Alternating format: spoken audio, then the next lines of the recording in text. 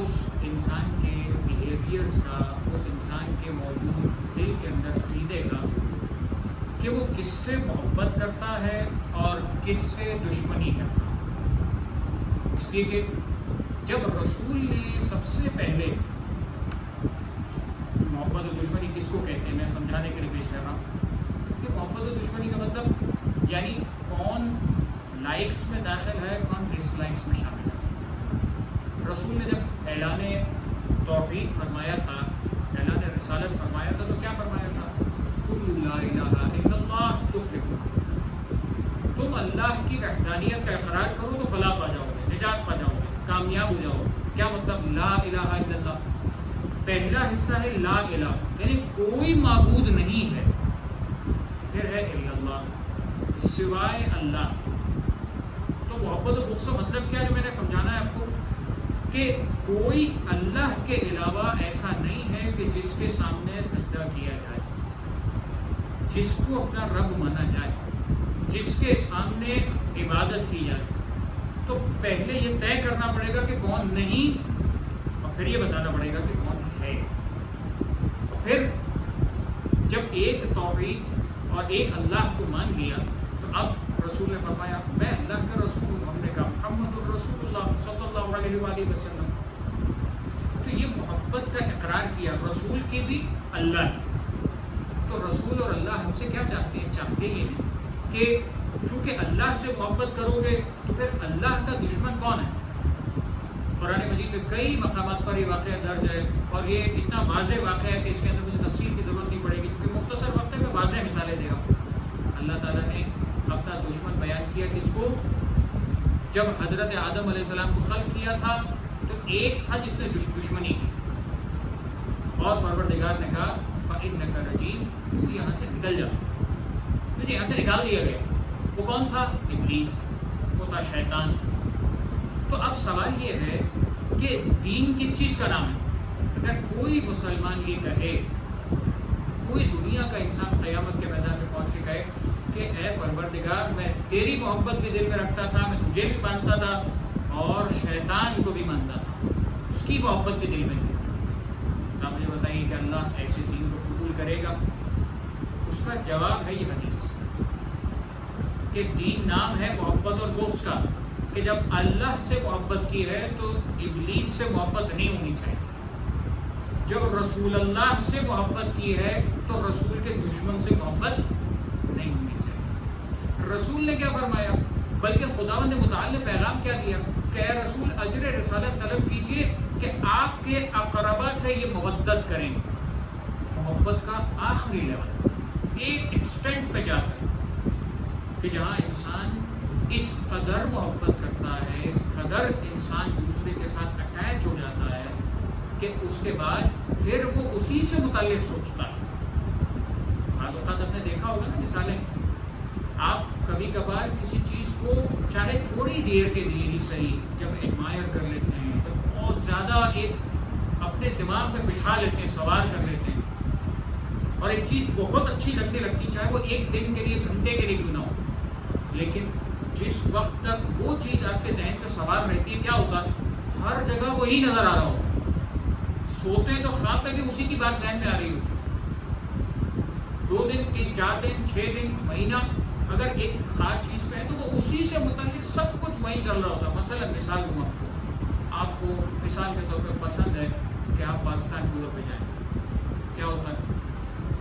آپ جب پاکستان ٹور جانا سوچتے ہیں، جب گئے نہیں بھی ہوتے، اس سے پہلے سے ہی آپ کے ذہن پہ وہ خیالات ہیں میں وہاں جاؤں گا، وہاں یہ کروں گا، وہاں یہ. اس لیے کہ آپ کو اگر آپ کو بہت زیادہ پسند ہے تو آپ کے دماغ میں بس وہی چل رہا ہوگا. کوئی آپ سے یہاں کھارا در کا راستہ پوچھے گا تو سوچ میں پڑ جائیں گے، میں تو وہاں کی سوچ رہا ہوں، میرے ذہن میں تو وہ ہے. تو ایک انسان جب سوچ، محبت اور لائکس ایک طرف ہو جاتی ہیں تو اسی سے متعلق سوچتا ہے، اسی سے متعلق. اب آپ کی تیاری کیا ہوگی؟ میں کپڑے کون سے لے جاؤں گا، کس طرح سے وہاں رہوں گا، وہاں پہ کیا انتظام ہوں گے، وہاں پہ کھانا پینا کیا ہوگا، وہاں دیگر چیزیں کیا ہوں گی. یہی چیز زیارت پہ بھی ہوتی ہے. جو زیارت سے عشق رکھتے ہیں، یہی چیز دیگر چھوٹے بڑے سارے معاملات میں ہوتی ہے. مثال اگر سمجھ میں آ گئی، اب تک ٹاپک پہ آ جاؤں، وقت میرے پاس کم ہے. یہ محبت ہے انسان کی، جس محبت کو परवरदिगार आलम ने, ये तो दुनिया की चीज़ों से मोहब्बत हुई ना, लेकिन एक है मोहब्बत जो ईमान का हिस्सा है, जिसका ताल्लुक़ हमारे इन ज़ाहिरी दुनिया के उमूर से नहीं होता, बल्कि अल्लाह ताला ने हमें पैदा किया है तो हमें यकीन रखना है कि वही हमारा रब पालने वाला है। रसूल के ज़रिए से हम पर परवरदिगार आलम ने पैगाम भेजा है, तो आखिरी रसूल की नबूवत पर ईमान रखना, और आने मजीद अल्लाह की किताब है उस पर ईमान रखना। तो ईमान रखने का मतलब फ़कत इतना ही है कि बस मैंने नाम ले लिया काफ़ी, मैंने अल्लाह की तौहीद का ला इलाहा इल्लल्लाह कह दिया काफ़ी, मोहम्मद रसूलुल्लाह कह दिया काफ़ी नहीं। जिस तरह से मोहम्मद रसूलुल्लाह कहना ज़रूरी है, उसी तरह से कुरान पर भी ईमान लाना ज़रूरी है। अच्छा, सिर्फ कुरान पे नाम लेकर ईमान है, नाम लेकर नहीं, जो कुरान में लिखा है उसे भी मानना है। अच्छा, रसूल का नाम लेने का नहीं, रसूल ने जो कहा है, जो किया है, जो सीरत रसूल है, उसको भी मानना है। अच्छा, अभी आपने गदीर के अय्याम गुजारे, ईद गदीर गुजारी, खुतबा गदीर एक कंपटीशन भी हुआ था इसी ऑर्गेनाइजेशन के तहत, तो मुमकिन है कि बहुत सारे बच्चों ने वो खुतबा गदीर पढ़ा या सुना ज़रूर होगा। उस खुतबा गदीर में अल्लाह के रसूल ने क्या फरमाया? कहा देखो, दीन मुकम्मल नहीं हो सकता जब तक तुम मुझे तो मानते हो, रसूल को मानते हो, अल्लाह को मानते हो, कुरान को मानते हो, लेकिन इतना याद रखो, जब तक मेरे बाद आने वाले औसिया, जो मेरे बाद आने वाले वसी हैं, जो मेरे वारिस हैं, जब तक उन 12 इम्मा यानी मौलाए कायनात और उनकी औलाद पर ईमान नहीं रखोगे, तुम्हारा ईमान मुकम्मल नहीं होगा, तुम्हारा इस्लाम मुकम्मल नहीं होगा। अल्लाह के रसूल ने ये समझाया, यानी इसके बगैर भी नहीं होगा। अच्छा, इन सबको मान लिया, इन सबकी मोहब्बत दिल में बस गई, तो कैसी मोहब्बत चाहिए? ऐसी मोहब्बत कि जैसे मिसाल के तौर पर आपको घर की हर चीज़ से मोहब्बत होती है। भाई घर में कुर्सी पड़ी है, वो आपकी कुर्सी है ना, कोई उसको तोड़ने आएगा तो आप क्या कहेंगे? भाई हमारी कुर्सी है। लेकिन इतनी मोहब्बत नहीं कि वो कुर्सी सर पे सवार कर लें आप। तो मोहब्बत का एक लेवल होता है। तो आले रसूल से, अल्लाह से, रसूल से मोहब्बत किस अंदाज की हो? ये मोहब्बत आम मोहब्बत नहीं, बल्कि मवद्दत कुरान ने कहा, और ऐसी मवद्दत कि जिसका इजहार हम अपने आज़ा व जवारिह से करें। बस जब हम आज़ा व जवारिह से इजहार करेंगे, ये मोहब्बत और मवद्दत का लेवल होगा। हम जो यहाँ जमा होते हैं ना, ये जो मजलिस आज़ा का इनेकाद यहाँ स्कूल में अब तो ऑनलाइन किया जा रहा है, पहले यहाँ पर बाकायदा नशिस्त और यहाँ पर बैठ कर मजालिस होती थी, और यकीनन यहाँ नहीं तो आप दीगर मकामात पर यकीनन मजालिस शिरकत ज़रूर करते होंगे, और अगर नहीं करते तो करना चाहिए, इसलिए कि यह ख़ुद इजहार है इस बात का कि हम मजलिस में जाते हैं किसके लिए? हम जाते हैं मजलिस में इमाम हुसैन अलैहिस्सलाम और आले रसूल की मोहब्बत में। हम पुरसा पेश करने के लिए जाते हैं, शहजादी कौन है, ऐ मौलाए कायनात, ऐ अल्लाह के रसूल, आपके बेटे को करबला के मैदान में भूखा प्यासा शहीद कर दिया गया। हम उनकी मोहब्बत में ये मजलिस आज़ा मुनक़िद भी करते हैं और उनका मातम और उन पर गिरिया करके आपको ताज़ियत पेश करते हैं। बस ये है मोहब्बत का अंदाज़। क्यों मोहब्बत? इसलिए मोहब्बत क्या, मैं मिसाल दे रहा हूँ फ़कत, यानी वाक़यात हैं जो कि सुने हुए होंगे आपने, इसलिए इशारे करता हूँ। इमाम हुसैन अलैहिस्सलाम की ज़ात, कैसी मोहब्बत, कैसी इमाम हुसैन अलैहिस्सलाम से अक़ीदत होनी चाहिए। ऐसा नहीं कि अल्लाह के रसूल ने बतलाया नहीं, ऐसा नहीं कि अल्लाह के रसूल ने समझाया नहीं, बल्कि अल्लाह के रसूल ने तो इस कदर समझाया था, इस अंदाज से समझाया था कि मदीना के वाक़यात में तो हर किताब ने, यानी सीरत के, चाहे वो अहले सुन्नत के किताब लिखने वाले उलमा हों, चाहे शिया उलमा हों, चाहे तारीख़ के लिखने वाले हों, हर एक ने जो वाक़यात लिखे हैं हर एक के अंदर मौजूद है। यानी जिसका मज़हब से ताल्लुक़ नहीं था, वो सिर्फ हिस्ट्री लिख रहा था, उसने भी वाक़यात लिखे कि रसूल का मदीना में अपने अहले बैत के साथ अटैचमेंट कैसा था। हमको तो अल्लाह के रसूल परवरदिगार आलम ने हुक्म दिया कि देखो, जो रसूल करे वो तुम्हारे लिए सुन्नत, जो रसूल हुक्म दे वो तुम्हारे लिए हक और तुम्हारे लिए फ़र्ज हो जाएगा। बस रसूल को मदीना में किस अंदाज से देखा गया? रसूल को मदीना में इस अंदाज से देखा गया कि जब रसूल देखते थे कि खुतबा इरशाद फरमा रहे हैं, खुतबा का मतलब तकरीर करना, रसूल मिंबर पर मौजूद हैं, खुतबा इरशाद फरमा रहे हैं, असहाब रसूल मौजूद हैं, तमाम असहाब के दरमियान एक छोटा सा बच्चा मजमे में दाखिल हो जाए।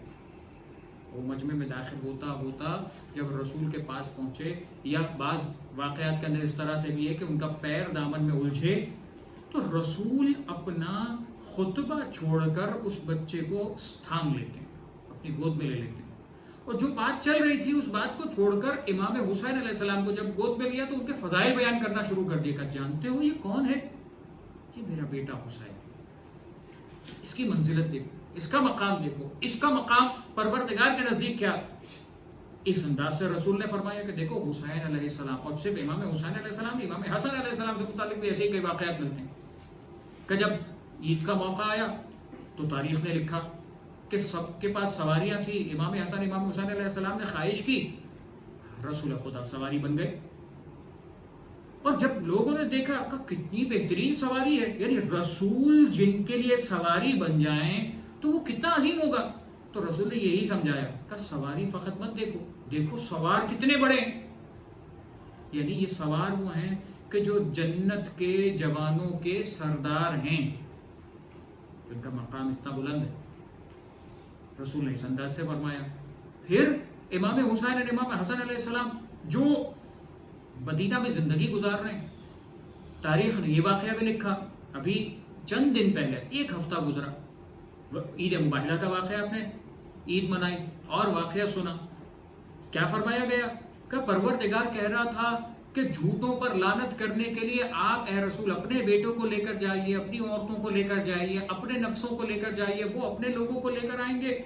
رسول کن کو لے کر گئے؟ متفق علیہ، ہر کتاب نے یہ لکھا کہ رسول جن لوگوں کو لے کے گئے ان میں اپنے بیٹوں کی منزلت پر امام حسن علیہ السلام، امام حسین علیہ السلام۔ رسول نے فرمایا دیکھو یہ میرا بیٹا ہے، اور فقط اس انداز سے تعظیم نہیں، ساری زندگی اس انداز سے، اور واقعہ کربلا جس کی ہم اب یاد منا رہے ہیں، یہ واقعہ کربلا کی یاد بھی رسول نے منائی، اور روایات موجود ہیں کہ اس واقعہ کربلا کا تذکرہ جب امام حسین علیہ السلام گود میں آئے، جب امام حسین علیہ السلام پیدا ہوئے، اس وقت سے تذکرہ، حضرت جبریل آ کر تذکرہ کر رہے ہیں، حضرت فاطمہ زہرا سلام اللہ علیہا کو بتایا جا رہا، روایت میں موجود ہے، فرمایا کہ بیٹی یہ آپ کا بیٹا حسین 3 دن کا بھوکا پیاسا کربلا کے میدان میں شہید کر دیا جائے۔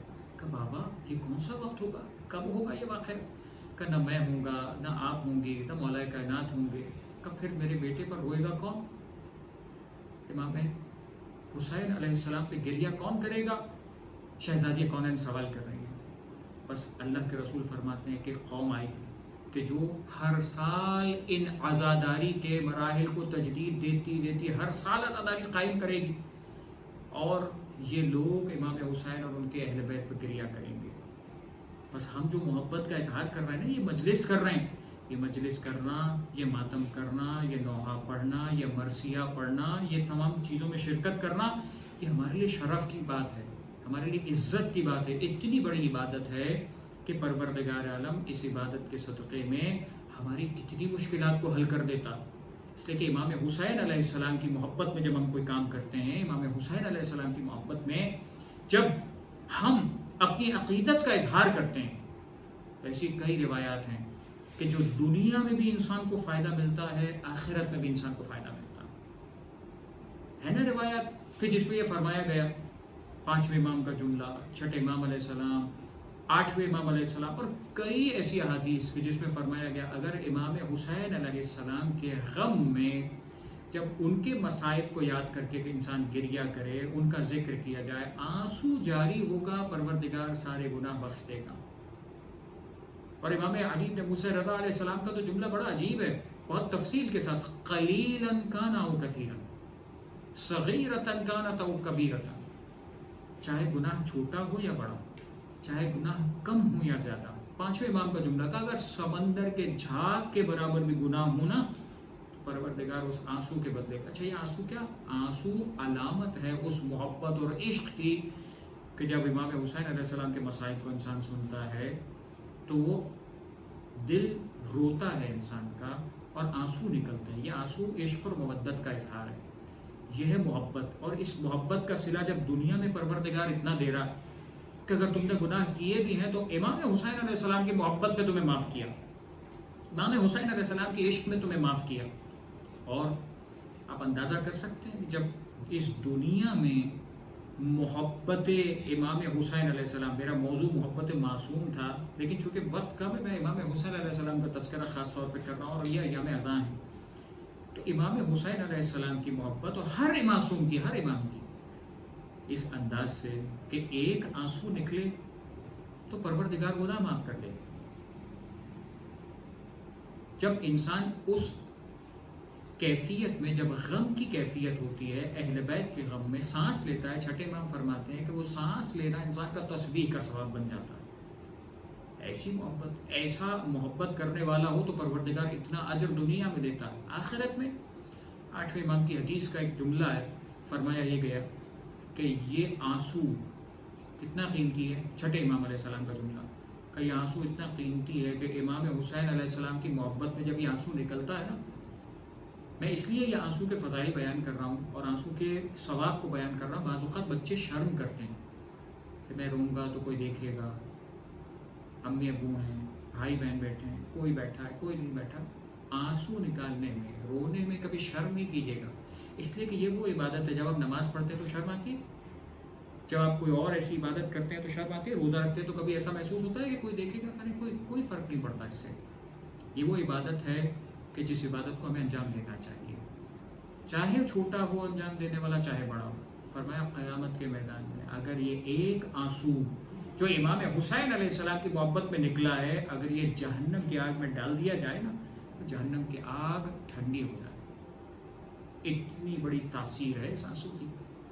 امام حسین علیہ السلام کی محبت، یہ محبت ہی تو ہے جو آل محمد کی محبت انسان کو دنیا میں بھی کمال دیتی ہے، آخرت میں بھی کمال دیتی ہے. میں تذکرہ کرتا ہوں حضرت حبیب ابن مظاہر، وہ شخصیت کہ جن کے بارے میں ملتا ہے کہ جناب امام حسین علیہ السلام سے ایسی محبت تھی کہ اللہ کے رسول کے زمانے میں کہ جناب حبیب اس انداز سے امام حسین سے محبت کرتے تھے کہ امام حسین جس جگہ قدم رکھتے تھے وہ مٹی اٹھا کر اپنے سر پر رکھتے تھے. جناب حبیب ایسے امام حسین علیہ السلام سے محبت کرنے والے، ایسے امام کے عشق رکھنے والے وہ حبیب ابن مظاہر کہ جو کربلا میں امام حسین علیہ السلام کے ساتھ آ رہے ہیں. بعض روایتیں کہتی ہیں کہ امام نے خط لکھ کر بلوایا، اور خط جب لکھا تھا تو بڑی تعظیم کے ساتھ، بڑی محبت کے ساتھ خط لکھا.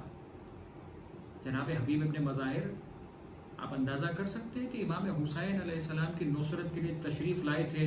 آپ نے واقعات تفصیل سے سنے ہیں نا کہ اپنی زوجہ تک کا امتحان لیا کہ فرزند رسول نے بلایا ہے، سوچتا ہوں جاؤں کہ نہ جاؤں. کہا آپ فرزند رسول کے بلانے پر سوچ رہے ہیں؟ کہ امتحان لے رہا تھا، دیکھ رہا تھا تمہارے دل میں وہ محبت کا لیول کیا ہے.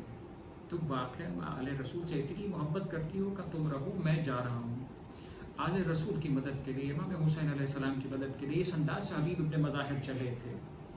حضرت حر، یہ تو وہ شخصیت تھے کہ جنہوں نے امام حسین علیہ السلام کے لشکر کو روکا تھا.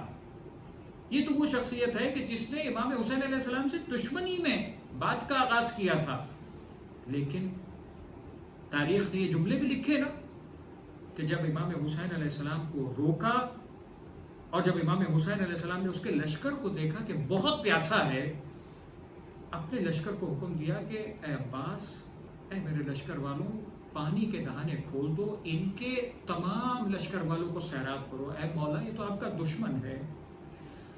لیکن امام حسین علیہ السلام نے سب کو سیراب کیا، حتیٰ جانوروں تک کو پانی پلایا گیا. بعض لوگ کہتے ہیں فوج حر کے سپاہی کہ میرے اندر اتنی طاقت نہیں تھی، پیاس کے عالم میں مجھے نظر نہیں آ رہا تھا کہ مولا نے خود آ کر مجھے پانی پلایا. یہ ہے معصوم علیہ السلام کا اپنے ان بندوں سے، اللہ کے ان بندوں سے، ان لوگوں سے کہ جو انسانیت رکھتے ہوں ان کے ساتھ یہ محبت کا برتاؤ. آل محمد ایسے محبت کیا کرتے ہیں، ایسے محبت دیتے ہیں. جب ہم محبت کریں گے آل محمد کی محبت بھی ہمیں ملے گی. اگر ہم چاہتے ہیں دنیا میں کامیاب ہو، آل محمد کی خدمت کریں، اس مجلس اعضاء کی خدمت کریں، پانی پلانے سبیل پہ کسی بھی کام میں ضرور شرکت کریں اس نیت کے ساتھ مولا آپ کی محبت میں کر رہا ہوں. کسی اور کا خیال ذہن میں نہ آئے کہ کوئی کیا کہتا ہے کیا نہیں کہتا. بس ایک مرتبہ جب لشکر کو پانی پلا دیا، تاریخ نے وہ جملہ بھی لکھا کہ جب جناب حر نے ایک مرتبہ نماز کا مرحلہ تمام ہوا، نماز پڑھ لی گئی، جب امام حسین علیہ السلام سفر کرنا چاہتے تھے، ایک مرتبہ سفر کے لیے تیاری کی حضرت حر نے آ کر لگام فرس پر ہاتھ ڈال دیا کہ فرزند رسول میں آپ کو جانے نہیں دے سکتا. مولا نے بڑا عجیب جملہ کہا تھا، بہت غصے کے عالم میں کہا تھا، سکلت کا امو کا یا حر، اے حر تیری ماں تیرے ماتم میں بیٹھے. یہ بہت بڑا جملہ تھا، عربوں کے مزاج میں یہ بہت بڑی بات تھی کہ کوئی شخص کسی کمانڈر کو یہ کہہ دے. حر کوئی عام فوجی نہیں، کمانڈر ہے، سپہ سالار ہے اپنی فوج کا. کئی مرتبہ یہ جملہ سنا تو حر کہنے لگے کہ اے فرزند رسول، آپ نے تو میری ماں کا نام لے لیا، میں آپ کی مادر گرامی کا نام سوائے طہارت کے لے نہیں سکتا. اتنا جانتا ہے کہ یہ فرزند رسول ہے، اتنا جانتا ہے حر کہ امام حسین علیہ السلام کی والدہ محترمہ وہ ہیں جو تطہیر کی وارثہ ہیں. محبت تھی دل میں. بس ایک مرتبہ جناب حر اور امام حسین علیہ السلام لشکر چلنے لگا. یعنی ایک انداز سے خود حر نے اعتراف کیا کہ امام حسین علیہ السلام کو گھیر کر کربلا تک لانے کا جرم حر کے سر پہ ہے. کہ ایک مرتبہ جب عاشور کی صبح آئی، جب یہ طے ہو گیا، حر سمجھتا تھا کہ شاید جنگ نہیں ہوگی، بات کسی اور طرف جائے گی، لیکن جب طے ہو گیا کہ اب جنگ ہی ہوگی، اب فرزند رسول سے قتال ہوگا، ایک مرتبہ حر نے یہ سوچا کہ ایک طرف جنت ہے، ایک طرف دوزخ ہے، کیا کروں. ایک مرتبہ اپنے بیٹے کو ساتھ لیا، بعض روایتیں کہتی ہیں غلام کو ساتھ لیا، اپنے بھائی کو ساتھ لیا، اور ایک مرتبہ فرزند رسول کی خدمت میں چلے. یہ کہہ کر چلے، اپنے ہاتھ کو بندھوا کر چلے کہ اے فرزند رسول، کیا اس مجرم کی خطا بخشی جا سکتی ہے؟ کیا اس مجرم کی خطا بخشی جا سکتی ہے؟ یہ تو حسین کا دربار ہے، یہاں تو حر جیسا بخشا جاتا ہے. ایک مرتبہ فرزند رسول نے حر کو اٹھایا اور حر کو بخش دیا کہ پروردگار نے تجھے بخشا. ایک مرتبہ حر جب بخشے گئے، جنگ کا آغاز ہو رہا تھا، ایک مرتبہ حملہ اولا ہو چکا تھا. ایک مرتبہ حر نے چاہا کہ اے مولا میرے بیٹے کو جنگ کی اجازت دیجیے. حر کا بیٹا جنگ کے لیے گیا، لیکن تاریخ کا عجیب جملہ تھا، حر کے بیٹے نے جنگ تو کی، لیکن جب بابا کو آواز دی تھی، اور ذاکرین پڑھتے ہیں کہ جب بابا کو آواز دی تھی تو اس سے پہلے کہ باپ اپنے بیٹے کے لاشے پر پہنچتا، ایک مرتبہ دیکھا آقا پہنچے ہیں. ایک مرتبہ کہنے لگے ہوں گے حر جوان کا لاشا ہے، بوڑھا باپ نہیں اٹھایا کرتا. میں کہوں آقا یہ حر کا بیٹا ہے. جب شام غریبہ سے چند لمحوں پہلے حضرت علی اکبر میدان قتال کو جائیں گے، جب آپ اپنے بیٹے کے لاشے پر پہنچیں گے، کون آپ کا مددگار ہوگا؟ ایک مرتبہ آقا کا وہ جملہ تھا.